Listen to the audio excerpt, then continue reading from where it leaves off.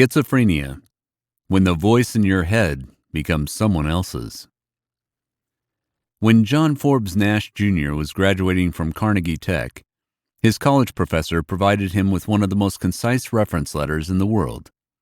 There was only one line in this letter: "He is a mathematical genius." John Nash was truly a genius. Over the next few years, he published 4 groundbreaking papers on non-zero-sum games. For his 28-page dissertation on non-cooperative games, Nash received his Ph.D. In July 1958, Fortune magazine named Nash America's rising star in new mathematics. John's personal life was also going great. He took a great fancy to his student Salvadoran beauty Alicia Lard, and she loves him back. The couple soon got married. Alicia got pregnant. John Nash was 30 years old. In his life, there was everything that one could dream of. He had a bright future ahead of him in mathematics, and it was during this period that he began to suffer the first symptoms of schizophrenia. He heard voices. He could spend hours arguing with people who didn't really exist. He thought he was being followed. He was sure that the numbers were fraught with mysterious codes. He believed that he was so close to unraveling the secrets of numerology. Alicia hid what was happening with her husband from friends and colleagues, wishing to save Nash's career, but his condition worsened. As a result, John's illness nevertheless became known.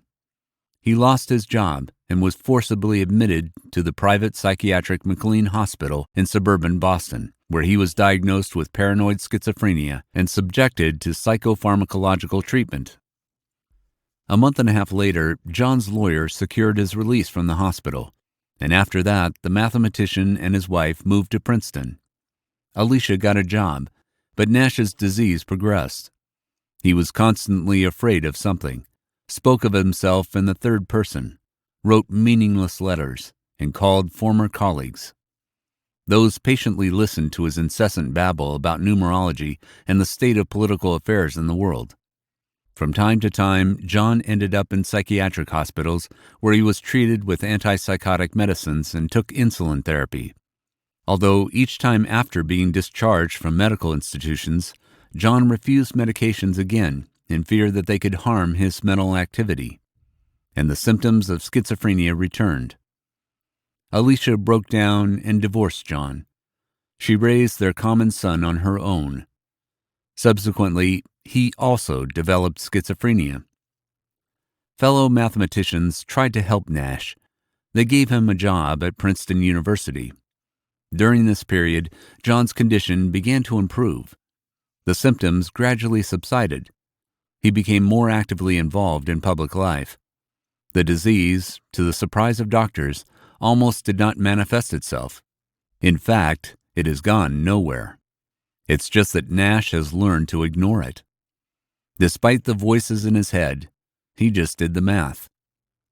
In 1994, John Nash won the 1994 Nobel Prize in Economics for his equilibrium analysis in non-cooperative game theory.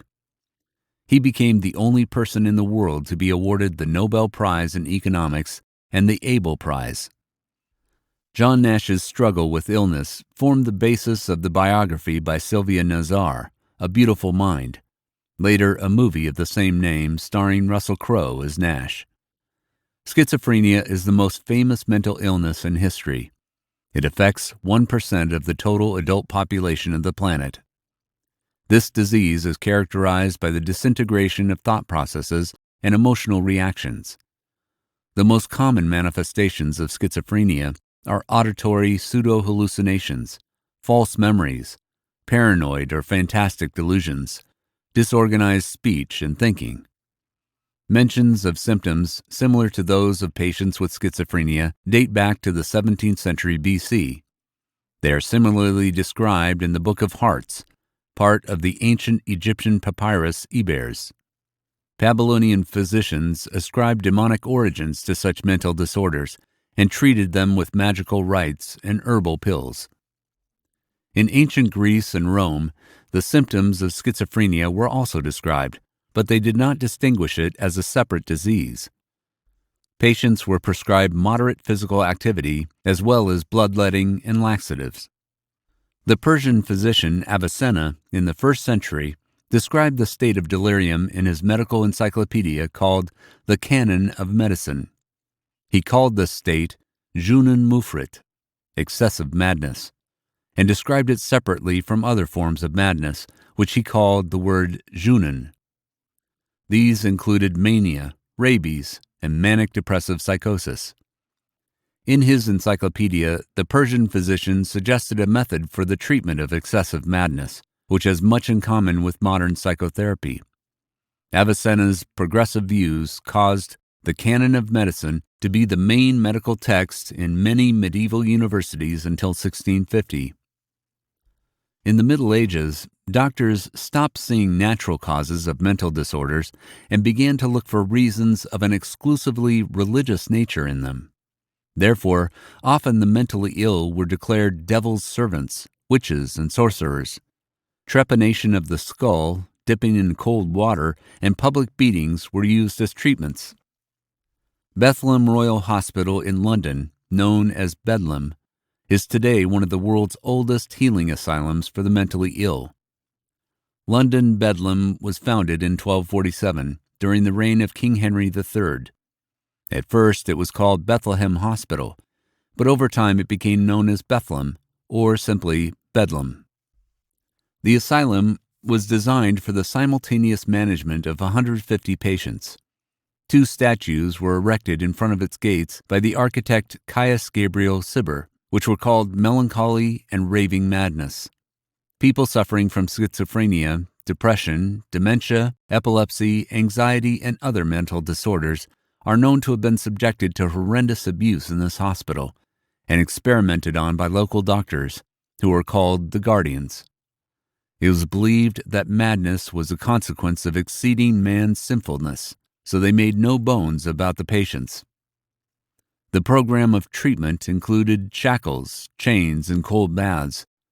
Patients were often chained to walls and starved, and the usual diet of patients was extremely insufficient and often consisted only of porridge and water.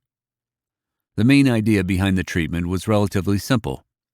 Until almost the 19th century, European medicine entertained the theory that a person's condition depends on the balance of the 4 body fluids: blood, black bile, yellow bile, and mucus. It was believed that the predominance of black bile causes depression, and excess blood leads to excessive activity. Therefore, the main methods of healing were bloodletting, as well as various laxatives and emetics. Along with this, flagellation and suppressing the will were practiced. But there were also specialized methods.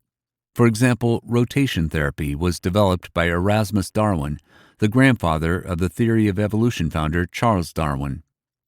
The technology was as follows. The patient was put on a chair, tied with ropes to the ceiling, and rotated. The prisoners of Bedlam were forced to spin for several hours at a speed of under 100 revolutions per minute. After that, they vomited excruciatingly, which was considered extremely useful for restoring mental health. In those centuries, there were no classifications of diseases. Any anomaly was considered craziness, including learning disabilities and epilepsy. Therefore, patients with schizophrenia were kept in the same wards with patients suffering from other mental disorders, as well as with completely healthy people. The treatment was so terrible that not all patients were admitted to Bedlam, but only those who were able to survive the abuse. And still, not everyone survived in this hospital. Modern research has found mass graves at St. George's Fields, where the mental hospital moved in 1810. Many of the patients who died at Bedlam were buried there. A large number of deaths are associated, among other things, with the appointment of Dr. Brian Crowther as the chief surgeon of the hospital, who took up his duties in the early 1790s. The fact is that Crowther was engaged in the post-mortem study of the human brain, and in order to have enough material, he ordered his employees to kill the patients by any means available. As a rule, the unfortunate patients died either of hunger or of thirst, but some were killed by orderlies who took pleasure in the suffering of their victims. The surgeon was very enthusiastic about dissecting the brains of deceased lunatics, trying to find physical evidence of insanity. His activities were completely illegal. Nevertheless, Crowther worked at Bryan's Bedlam for more than 20 years, although he failed to find the causes of madness. In 1795, Bedlam's chief physician was taken over by John Haslam, who was a firm believer in punitive psychiatry. He was sure that madness can literally be pulled out of a person if he's subjected to stress. Considering this perspective, Haslam began to apply new methods of treatment. The patients were doused with ice water and kept in cold baths for several hours. They were treated with powerful current charges and bloodletting. Besides, patients were chained to the floor or walls, beaten, and forced to sit in the same position for weeks and sometimes months, have always resulted in death.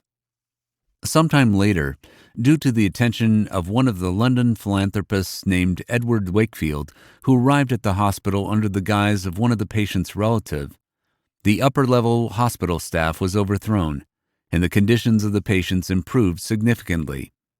Wakefield himself described what he saw in the clinic. One of the patients was James Norris, an American Marine. When I saw him, I could not believe my eyes. An iron ring was fastened around his neck, with 2 short chains on it. The one was attached to the floor, the other went through the wall, and when someone pulled the chain on the other side of the wall, Norris hit his head hard against the solid concrete. He spent about 10 years in that position. It wasn't until the 18th century that mentally ill people were treated with some semblance of respect. In mental illness, including schizophrenia, they finally began to look for physical causes.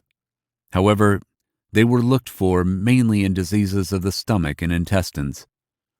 In the first half of the 19th century, attempts were made to treat mental disorders with the help of homeopathic remedies. Opium, digitalis, chloroform, belladonna, emetics, and laxatives were also used. At that time, schizophrenia had not yet been distinguished by doctors from the general category of mental illness. The German psychiatrist Emil Kraepelin was the first to attempt to give the first description of this disease and single it out as an independent mental disorder. In 1893, he tried to create the most complete classification of mental illness and created the doctrine of dementia praecox. That was what schizophrenia was called at the time. Dementia praecox is translated as early dementia. According to its concept, dementia praecox also included some signs of manic-depressive psychosis and paranoia.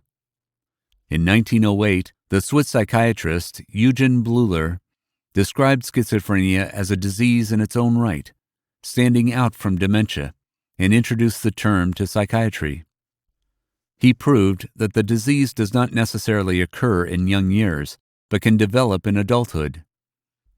Its main feature is not dementia, but dismemberment of the psyche, schizos, from the ancient Greek splitting, including disturbance in associative thinking. The old name was also discarded because schizophrenia does not necessarily lead to personality degradation, and degradation at the same time is not dementia. As diagnostic criteria, Bleuler himself singled out 4 A's: associations, affect, ambivalence, and autism. At the same time, he considered ambivalence to be the main symptom of schizophrenia. Eugen Bleuler considered 3 types of it: emotional, volitional, and intellectual.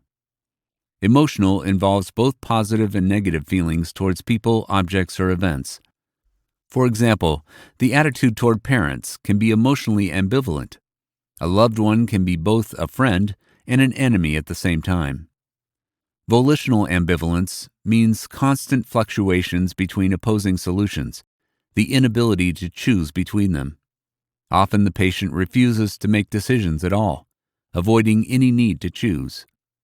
Intellectual ambivalence is the alternation and sometimes the simultaneous existence of contradictory, mutually exclusive ideas in human reasoning.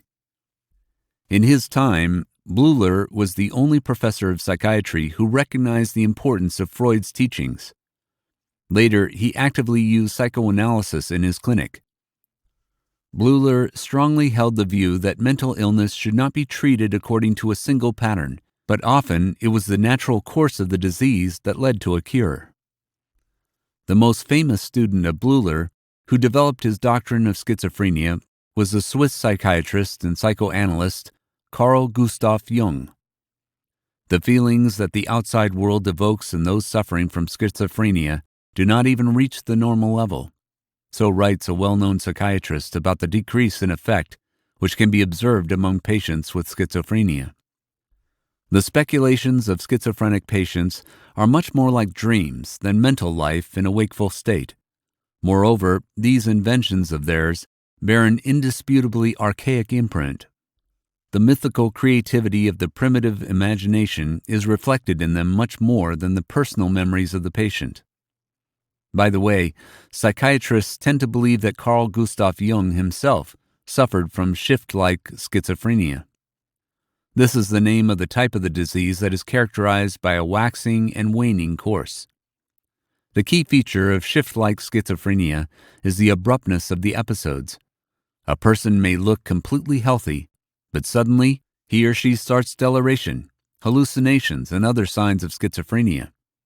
An attack can last for several days or even years. Sooner or later, it passes as suddenly as it appeared.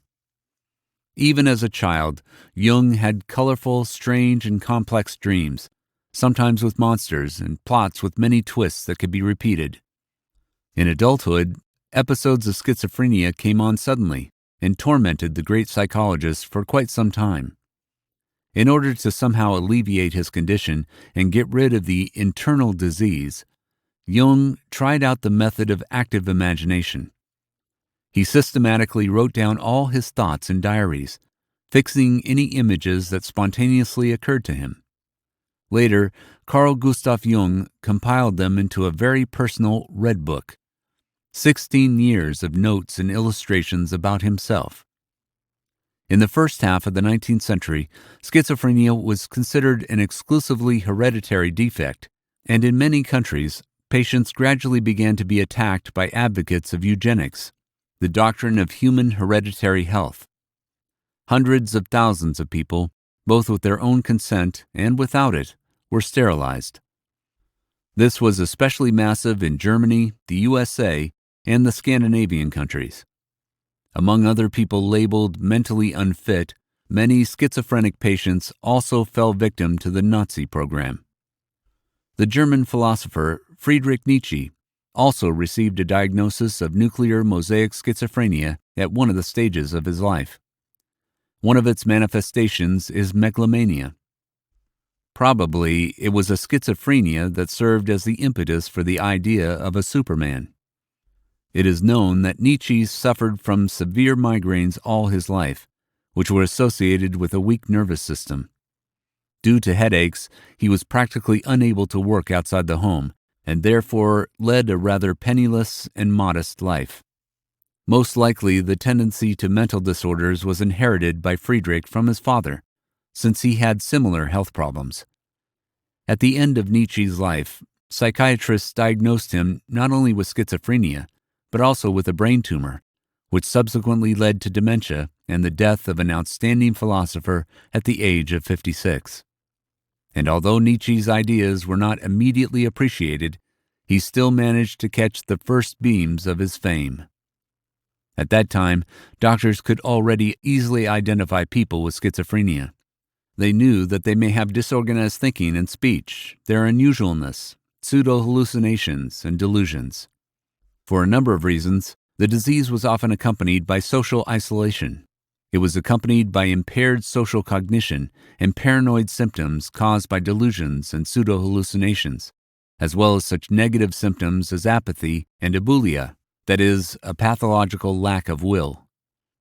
In some cases, the patient would remain silent, remain frozen for long periods in strange postures, or, conversely, fall into a state of aimless agitation. His or her gestures and facial expressions were characterized by pretentiousness, and plasticity was unnatural. At the same time, none of the signs, taken separately, is sufficient for the diagnosis of schizophrenia, since all of them can be accompanied by other pathological conditions. One of the most characteristic symptoms of schizophrenia is frequent hallucinations over the years. The person experiencing hallucinations may talk aloud to him or herself, but in fact he or she speaks with voices and his or her hallucinatory interlocutors. Ernest Hemingway also suffered from schizophrenia. The talented writer, known for such works as The Old Man and the Sea, For Whom the Bell Tolls, The Holiday That Is Always With You, has always been a bright and unusual personality.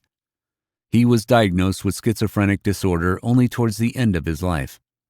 Although it was known that the writer was tormented by hallucinations and delusions for many years, it is likely that Hemingway's schizophrenic symptoms began to develop in the presence of alcoholism. It constantly seemed to him that his house was bugged by the FBI. He made several suicide attempts, and the last of them, unfortunately, turned out to be successful. Already after the death of the writer, the fact became known that his house was really bugged by special services because of his ties with Cuba. The German psychiatrist and pathopsychologist Kurt Schneider made an attempt in the early 20th century to define schizophrenia as a pathological change in personality and worldview. He described a number of characteristics, symptoms of schizophrenia that distinguished this disease from other psychotic disorders. These symptoms later became known as Schneider's first-rank symptoms for schizophrenia. These include voices that voice thoughts and comments on the actions of a person with schizophrenia. Schizophrenics feel as if their feelings were inspired by someone from outside. It seems to them that their thoughts are heard from a distance. The diagnostic reliability of the symptoms described by Schneider was questioned after some time, and all because they are also found in bipolar affective disorder. Nevertheless, these symptoms were taken into account in the selection of criteria used in our time. Franz Kafka, the author of Metamorphosis, The Trial, and The Castle, is widely recognized as one of the key figures in 20th century literature. His works, imbued with the fear of the outside world and the highest authority, are still capable of evoking corresponding disturbing feelings in readers. Combining elements of realism and fantasy, they most often tell about a person who is faced with bizarre or surreal difficulties. The main motives are alienation, existential anxiety, and guilt. It was Franz Kafka's difficult relationship with his despotic father that firsthand determined his mindset formation. All his life, he strove to be as inconspicuous, invisible, and quiet as possible. Self-doubt, self-condemnation, and painful perception of the world around, all these qualities of the writer are well documented in his letters and diaries, and especially in his Letter to the Father. Biographers, having studied the letters and notes of the famous writer, came to the conclusion that Franz Kafka suffered from a simple form of schizophrenia. Perhaps it is this disease that explains the main motives of the works of the great writer. Kafka's death was triggered by the development of tuberculosis, and it was only by chance that the manuscripts became known to the world. Before his death, the writer asked his friend to burn everything he wrote, but he did not. Doctors of the first half of the 20th century have debated for some time over various treatments for schizophrenia, and the only solution that seemed to be the most effective at that time was the so-called sleep therapy. The patient was immersed in the appropriate state with the help of barbiturates, medicinal products that had a depressing effect on the central nervous system. In fact, barbiturates did not help at all as a remedy for schizophrenia, but under their influence, the patient became calm enough that the doctors perceived his condition as a success they had achieved. And the greater the dosage of barbiturates, the more inhibited the patient's behavior was. Not surprisingly, medical workers have sometimes overused these drugs. Following the very first years when sleep therapy began to be practiced, about 5% of all patients died of overtreatment. The psychiatrists had to replace those medications with safer ones. But barbiturate therapy was still used for about half a century. In 1927, the American psychiatrist Manfred Sakel first developed and began to use insulin shock therapy in schizophrenia and other mental disorders treatment. Patients received such a large dose of insulin that they fell into a diabetic coma for several days. In 1938, Manfred Sakel published his scientific findings in The Pharmacological Shock Treatment of Schizophrenia. These days, they are considered nothing but negative experiences in psychiatric practice. Meanwhile, the Hungarian psychiatrist Ladislaus Joseph von Meduna set forward another method for the management of schizophrenia, inducing convulsions through camphor injections. Ladislaus von Meduna was of the opinion that schizophrenia and epilepsy are in a state of biological antagonism. In other words, schizophrenics do not have epilepsy and vice versa. Meduna decided that if a schizophrenic had an epileptic seizure, then schizophrenia would just disappear. The doctor began to induce convulsions in patients using various intravenous drugs and eventually settled on camphor. Patients were shivering so hard that 42% of them experienced spinal injuries, including fractures. Schizophrenia, of course, did not go anywhere, but the patients were in a state of shock for some time and were simply not able to rave. As a matter of fact, they were also incapable of thinking sensibly. Although when choosing between coma and shock, clinics usually settled on shock, because camphor was cheaper than insulin. Thus, the victorious march of shock therapy began, bringing considerable trials to patients with schizophrenia. In 1938, the Italian doctor Ugo Cerletti noticed that pigs in the slaughterhouse do not die after a current discharge, but only faint. If the pig is given time to rest, it rises again, but behaves calmer than before. After a series of experiments on animals, Cerletti decided to run a current through the brain of one of his mentally ill patients. A discharge of 400 volts markedly reduced the aggressiveness of the patient. Cerletti shared his observations with colleagues, including Dr. Lucio Bini, and he suggested that the current can be used instead of camphor. Very quickly, this revolutionary technique went to the masses. Electroshock turned out to be even cheaper than camphor, and therefore physicians around the world began to give preference to it. The essence of this treatment was that an electric current was passed through the patient's brain, which caused a large convulsionary attack. Sometimes the cramps were so strong that the bones crunched. As a result of a violently induced seizure, patients experienced disturbances in the electrical activity of the brain for some time, which led to temporary brain dysfunction to a greater or lesser extent. Well, doctors mistakenly perceived this dysfunction as an improvement in the patient's condition. While some doctors used electric shock to treat schizophrenia, others actively developed surgical methods to rid patients of the disease. In 1935, the Portuguese doctor Antonio Egas Moniz invented the lobotomy. That said, it was called a leucotomy at the time. Dr. Moniz hypothesized that the intersection of afferent and efferent nerve fibers in the frontal area may be effective in the treatment of mental disorders. The first operation was carried out in 1936. Due to gout, Moniz could not perform the operation himself, so it was performed by the professor of neurosurgery Almeida Lima under his supervision. The first patient to survive a leucotomy was a 63-year-old woman who suffered from depression and an anxiety disorder. Lima drilled a hole in the frontal part of the skull with a medical drill and filled the area separating the frontal lobes from the rest of the brain with ethyl alcohol. Moniz assumed that the ethanol would create a barrier that would ensure the success of the procedure. The operation was successful, and doctors subjected 7 more patients to the same procedure. The list of surgical indications included schizophrenia, manic depressive disorder, depression, and anxiety disorder. After that, Moniz and Lima modified the procedure. Instead of injecting ethanol into the brain, they introduced a cannula with a hook-like tip into the frontal lobes, with which small parts of tissue were removed. The operation was performed on 12 more patients. At the same time, if the results of the operation did not satisfy them, Moniz and Lima could perform it again. In total, 20 patients were included in the first wave of leucotomy, 12 women and 8 men, aged 22 to 67 years. In 7 of them, Moniz noted significant improvements. In 7 more, insignificant ones. And the condition of 6 of them did not change at all.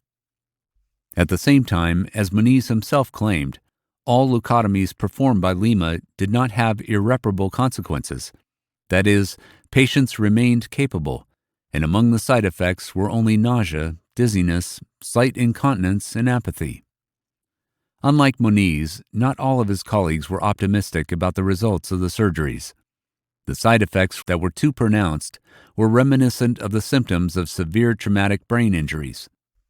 Besides, some physiologists noted the negative impact of the surgery on the patient's personality.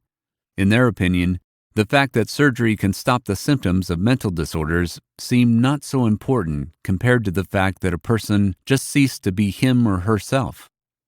Despite these negative comments, leucotomy began to quickly gain popularity among psychiatrists around the world, and medical companies even put on sale and began to widely advertise leucotomies, tools for performing this surgical intervention. In 1949, the Portuguese Antonio Egas Moniz received the Nobel Prize in Physiology or Medicine for his discovery of the therapeutic value of leucotomy in certain psychoses. By the time Moniz was presented with the award, the number of leucotomies performed worldwide had crossed the tens of thousands and was growing at a rapid pace, with most surgeries performed in the U.S., followed by the UK and Scandinavian countries. By the early 1980s, about 100,000 leucotomies had been performed worldwide. However, when it comes to this surgery, it is not Moniz that is most often remembered, but the American doctor Walter Jackson Freeman II, who became the main proponent of this technique. Shortly after Moniz's first surgery, Freeman performed his own leucotomy, cutting through the white matter of a Kansas housewife. Then the doctor decided to take the technology to the assembly line. He renamed leucotomy into lobotomy, and he himself became the first and only surgeon to practice this advanced method of treatment.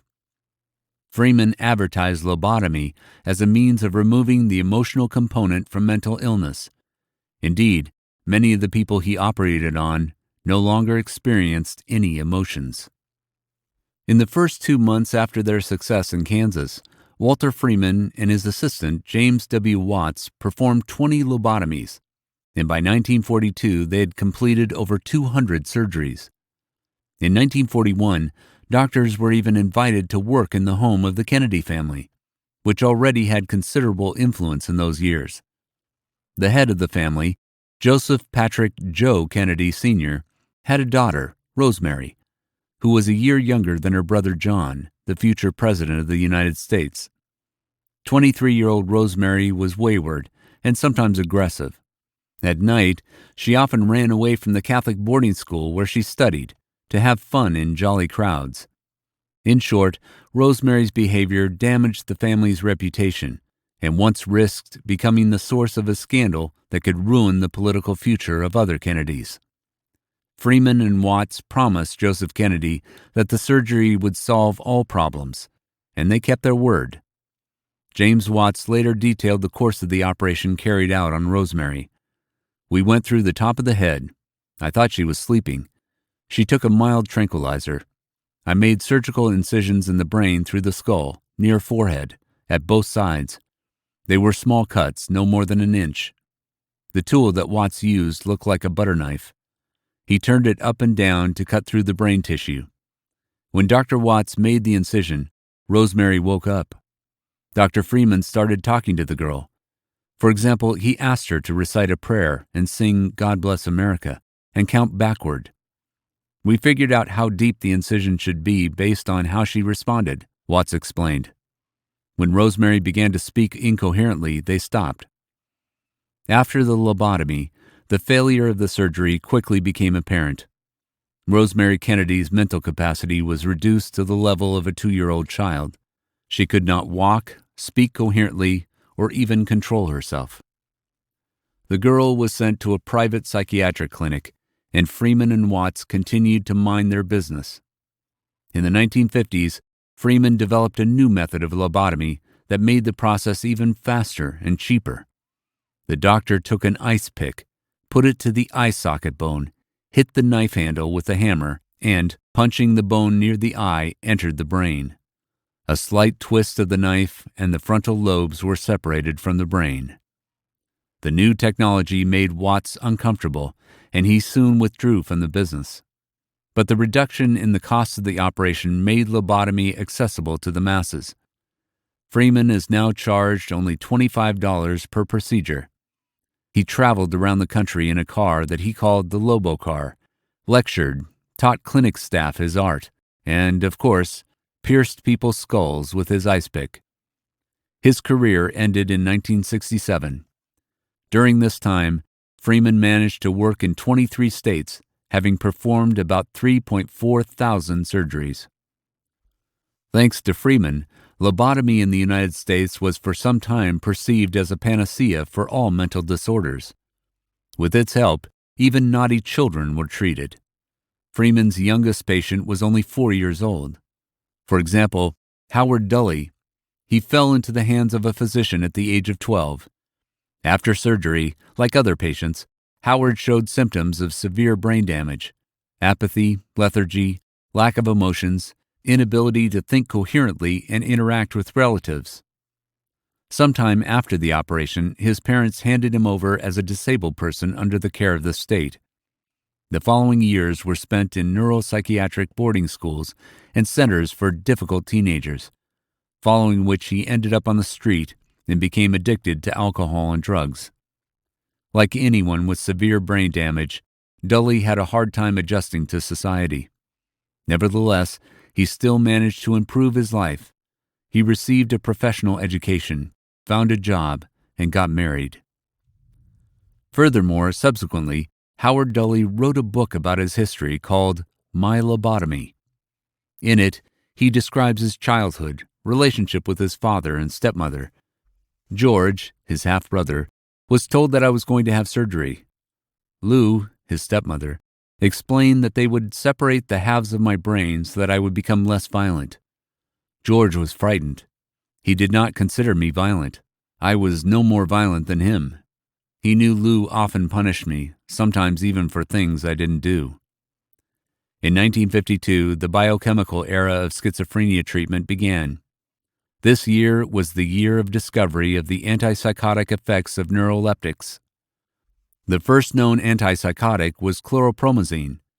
The mechanism of action of neuroleptics made it possible to block dopamine receptors and reduce the severity of hallucinations and delusional symptoms. Antipsychotics caused many side effects, which often interfered with treatment and made it intolerable. However, it gave hope for helping patients and some inspiration for doctors. The advent of antipsychotics caused a dramatic reduction in lobotomy, which had already been much criticized for its unpredictable effects, leaving many patients in a more or less vegetative state. With patient numbers slowly declining, Freeman moved to California and began looking for new clients to offer his services to, including mothers with depression or hyperactive children. In 1967, with about 3,400 lobotomies to his credit, he operated for the third time on Helen Mortensen, who died 3 days later from an intracranial hemorrhage. For this reason, Freeman was finally deprived of the right to practice. However, he continued traveling around the country to visit his former patients until his death from cancer in 1972. The next era in psychiatry can be called the 80s. At this time, new atypical antipsychotics were discovered and introduced into clinical practice. They were called atypical because they influenced not only hallucinatory delusional symptoms, but also the so-called negative symptoms, apathy and a kind of lack of will. Due to their selective action, they had an effect on a wider range of symptoms and were much better tolerated. This has greatly improved the quality of life of those with mental health issues. Philip Kindred Dick is a famous American writer, Famous for his sci-fi novels Do Androids Dream of Electric Sleep, Vulcan's Hammer, The Man in the High Castle, Flow My Tears. Philip Dick was sure he had schizophrenia. He wrote about this in his notes and essays. He assumed that the illicit substances that he used in large quantities were to blame. For a long time, the writer suffered from schizophrenic episodes, hallucinations, fits of paranoia, and delusions. Although this did not stop him from becoming one of the most famous authors in the science fiction genre. He writes about parallel universes, virtual reality, and, of course, mental disorders in his novels. Of what our world could be if electricity had not been invented. Some believe that it was the disease that helped the author create such plots in his books. Who knows? Maybe it was. Always there for you. Dr. PopMed.